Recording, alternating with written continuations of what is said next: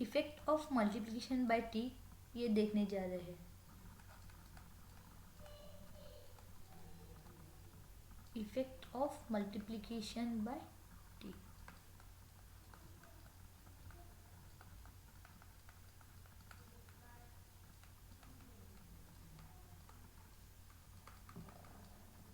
We know Laplace transform of f of t is denoted as a phi of s. जब हम function of t पे Laplace transform apply करते हैं तो हमें फंक्शन ऑफ एस के फॉर्म में मिलता है। तभी अगर इस फंक्शन को multiplication term of t raise to n होगा तो फॉर्मूला से हम लोग इसकी लाप्लास निकालेंगे।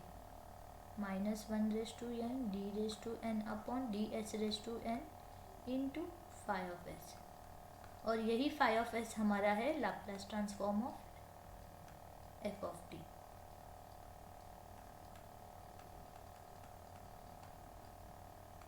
This is the formula to derive Laplace transform of function of t when the function is a multiplier by some power of a t. In that case, we write the formula as a -1 raised to n d raised to n upon ds raised to n Laplace transform of f of t. This d raised to n upon ds raised to n is denoted as a nth derivative of Laplace transform of phi of t. Now we see the examples on this Laplace transform. First example is find the Laplace transform of t into sin 3t.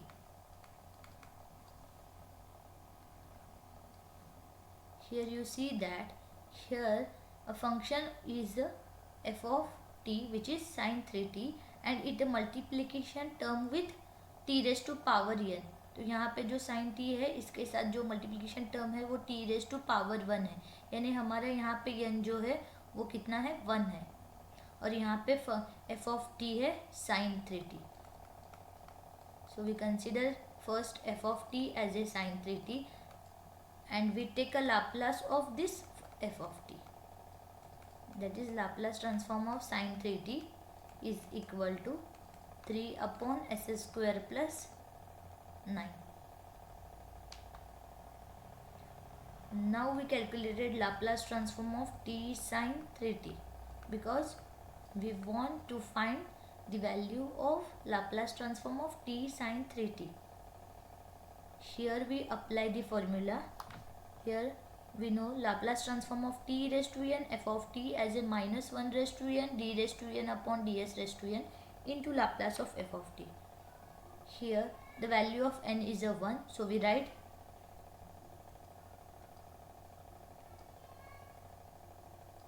this is a formula as a -1 raised to 1 d raised to 1 upon ds raised to n, that is d by ds into Laplace transform of sin 3t. And we have calculated already Laplace transform of sin 3t, so we substitute here this value 3 upon s square plus 9. Now you see here derivative term with respect to x and the function of term is in denominator. यहाँ पे जो term है वो denominator में है और हमें पता है कि d by d x of 1 upon f of x इसका डेरिवेटिव होगा -1 upon f of x whole square into derivative of f of x which is f dash of x. यहाँ पे ऑलरेडी हमारे पास माइनस है, अगर हम लोग -3 को कांस्टेंट रखेंगे और डिनोमिनेटर का डेरिवेटिव लेंगे तो ये होगा -1 upon function square. So already वहाँ पे माइनस होने की वजह से ये पॉजिटिव होगा और S square plus 9 raise to 2 power whole होगा into D by D S of this S square plus 9. F of X का डेरिवेटिव जो एफ डैश एक्स लिखा है उसी तरह derivative of S square plus 9 होगा. तो denominator as it is S square plus 9 whole square and derivative of this bracket is twice S, twice into 3 which is 6s. So this is the Laplace transform of t sine 3t. Formula के इस्तेमाल करके हम लोगों ने इसकी value निकाली है जो कि ये है Laplace of t sine 3t is 6/s² + 9 whole square. चलो अभी इसी के साथ हम दूसरा एग्जाम्पल सॉल्व करेंगे। हमारा दूसरा एग्जाम्पल है, हमें निकालना है Laplace transform of T e⁻⁴t into sine 3t। अभी आप यहाँ देख सकते हैं, यहाँ पे 3 फंक्शन है, फंक्शन ऑफ टी है, साइन 3t है और एक्सपोनेंशियल टर्म है। तो पहले हम फंक्शन ऑफ साइन 3t का निकालेंगे। Laplace of sine 3t is 3/s² + 9। अब यहाँ पे हम first we multiply it by t and we calculated the Laplace of t sin 3t and then we apply shifting property, or first we apply shifting property on this value and then we apply effect of multiplication by t। तो यहाँ पे exponential term है, जब भी हमारी function के साथ exponential term रहती है तब हम शिफ्टिंग प्रॉपर्टी का इस्तेमाल करते हैं, जो कि लास्ट वीडियो में हम लोगों ने शिफ्टिंग प्रॉपर्टी पढ़ा है। तो या तो हम पहले तो हम लोगों ने साइन 3t का निकाला है, उसके बाद या तो हम e⁻⁴t उसका निकालेंगे, यानी इसका निकालने के बाद इस पे शिफ्टिंग प्रॉपर्टी अप्लाई करेंगे, उसके बाद effect of multiplication by t इस्तेमाल करो। या तो पहले तो हम लोगों ने साइन 3 निकाला है, साइन 3t का लाप्लास निकाला है, उसके बाद Laplace of t sine 3t निकालेंगे, यानी effect of multiplication by T apply करेंगे, उसके बाद शिफ्टिंग प्रॉपर्टी अप्लाई करेंगे। या तो आप पहले शिफ्टिंग प्रॉपर्टी इस्तेमाल करो और बाद में effect of multiplication by t इस्तेमाल करो, और उसकी दूसरी मेथड है कि first you take a effect of multiplication by t and then you apply shifting property. तो पहले अभी यहाँ पे हम लोग effect of multiplication by t का इस्तेमाल करेंगे, दोनों का ही आंसर हमें सेम ही मिलेगा।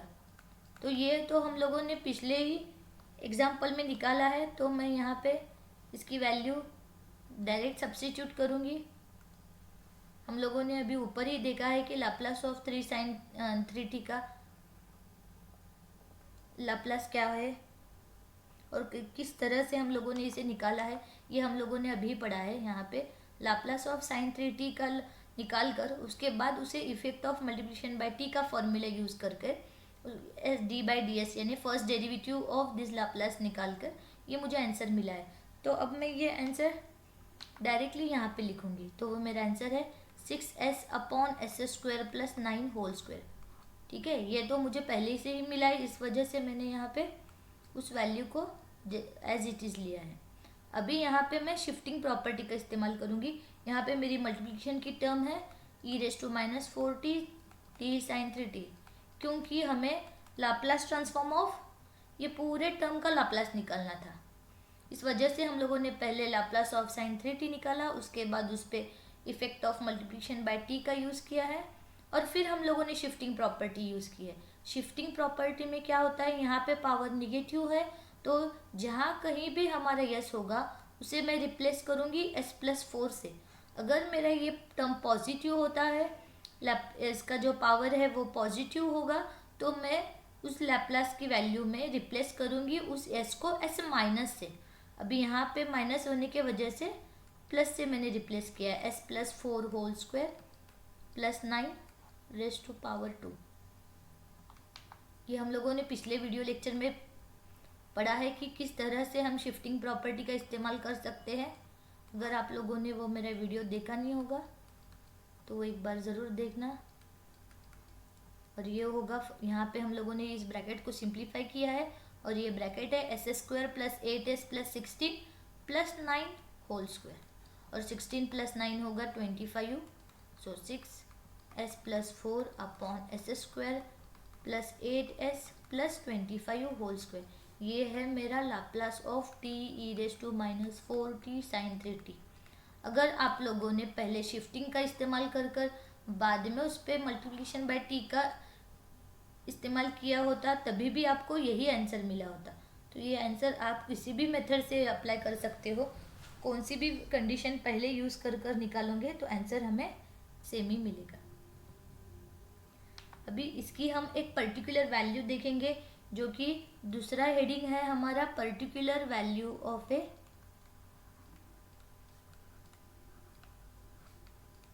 Laplace of T F of T. अभी हम लोगों ने ऑलरेडी यहाँ पे पढ़ा है कि Laplace of t raise to n f of t. तो हम लोगों ने अभी पढ़ा है कि Laplace transform of t raise to n f of t कैसे निकालते हैं, पर इसकी हमें पर्टिकुलर वैल्यू निकालनी है। तो मैं एक एग्जांपल लूँगी।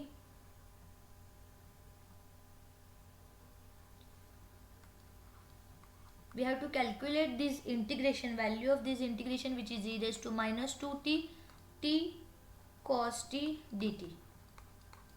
मुझे यहाँ पे इस इंटीग्रेशन की पर्टिकुलर वैल्यू निकालनी है।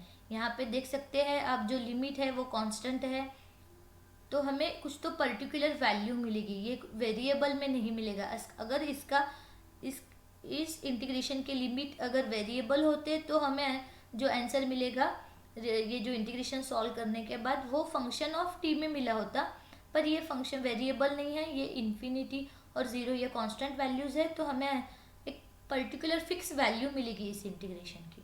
तो अब यहाँ पे देख सकते हैं एक्सपोनेंशियल टर्म को छोड़ के बचा हुआ जो टर्म है उसे हम यफ कंसिडर करेंगे, क्योंकि मेरी लाप्लास की डेफिनेशन ही कहती है integration of e raised to minus st f of t dt between the limit 0 to infinity is a Laplace of f of t। यहाँ पे e raised to minus st है, तो यहाँ पे e raised to minus 2t है, कोई बात नहीं है, फिर भी हम एक्सपोनेंशियल टर्म को छोड़ के बचा हुआ है टर्म का लाप्लास लेंगे। अभी यहाँ पे मैं e raised to minus st जैसे वैसे ही रखती हूँ और यहाँ पे f of t की वैल्यू सब्स्टिट्यूट करती हूँ। हम लोगों ने कंपेयर दिस टू इंटीग्रेशन करने के बाद मुझे f of t मिला है t cos t। तो यहाँ पे मैं वो वैल्यू सब्स्टिट्यूट करूँगी, t cos t dt। अगर डेफिनेशन में वैल्यू सब्स्टिट्यूट करेंगे तो राइट हैंड साइड में भी Laplace of t cos t मिलेगा। तो मैं यह वैल्यू निकालूंगी by using the previous method which is effect of. अभी हम लोगों ने पढ़ा है कि Laplace of effect of multiplication by t क्या होता है, तो उसी का इस्तेमाल कर कर मैं इसकी वैल्यू निकालूंगी। उसके बाद मैं यहाँ पे s is equal to 2 substitute करूँगी। मैं s इक्वल टू 2 क्यों सब्स्टिट्यूट कर रही हूँ, यहाँ पे जो इंटीग्रेशन की टर्म है वहाँ पे s की वैल्यू 2 है। अगर आप ये दो इंटीग्रेशन को कंपेयर करोगे तो आपको s की वैल्यू 2 मिलेगी। इस वजह से पहले हम Laplace of t cos t निकालेंगे और उसके बाद लास्ट में हम लोग इसकी s equal to 2 value substitute करेंगे इसमें। तो यहाँ पे मैं लिख रही हूँ Laplace of t cos t। अब मल्टीप्लिकेशन बाय t है और t की पावर 1 है, इस वजह से यहाँ पे -1 रेज़ टू 1 आएगा, और जो कि वो 1 है, और फर्स्ट ऑर्डर डेरिवेटिव होगा बचा हुआ फंक्शन का, t को छोड़ के बचा हुआ फंक्शन है cos t, और हमें पता है -1 raise to 1 as it is, और d by D S of Laplace of cos t क्या होता है हमें पता है, वो है s upon s square plus 1। तो यहाँ पे मैंने लाप्लास की वैल्यू सब्स्टिट्यूट की हो। अब मैं यहाँ पे डेरिवेटिव सॉल्व करूँगी, तो ये डेरिवेटिव सॉल्व करने के लिए मैं d by d x of u upon v ये फॉर्मूला यूज़ करूँगी। तो यहाँ पे v जो है मेरा कांस्टेंट होगा d u by d x minus u as it is d v by d x divided by v square. तो अगर आप u और v को इससे कंपेयर करेंगे तो आपको v मिलेगा एस स्क्वायर प्लस 1 और u मिलेगा 1 s। So v as it is s square plus 1 as it is, derivative of u with respect to s, यहाँ पे s का डेरिवेटिव हो जाएगा 1 minus s as it is, derivative of v, derivative of S square plus 2s is 2s upon s square plus 1 whole square.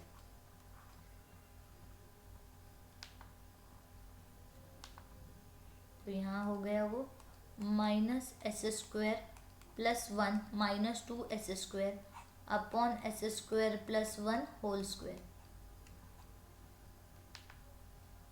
ये bracket simplify करने के बाद मुझे मिलेगा -1 minus s square upon s square plus 1 whole square. अगर यह bracket numerator को multiply करोगे तो टर्म इंटरचेंज होंगे, ये टर्म -1 होगा और ये +1 होगा।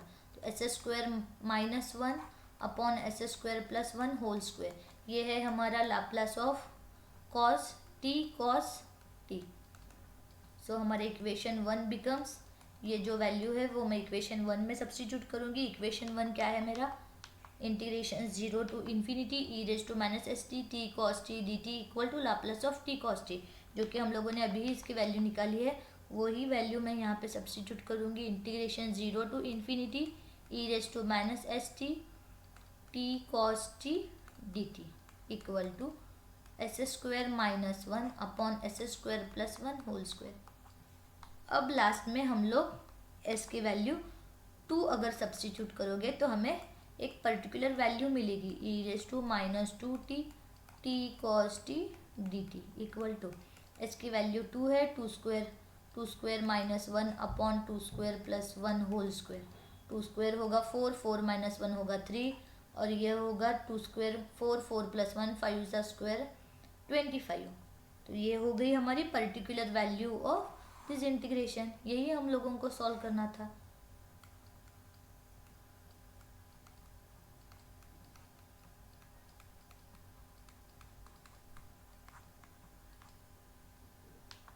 Thank you.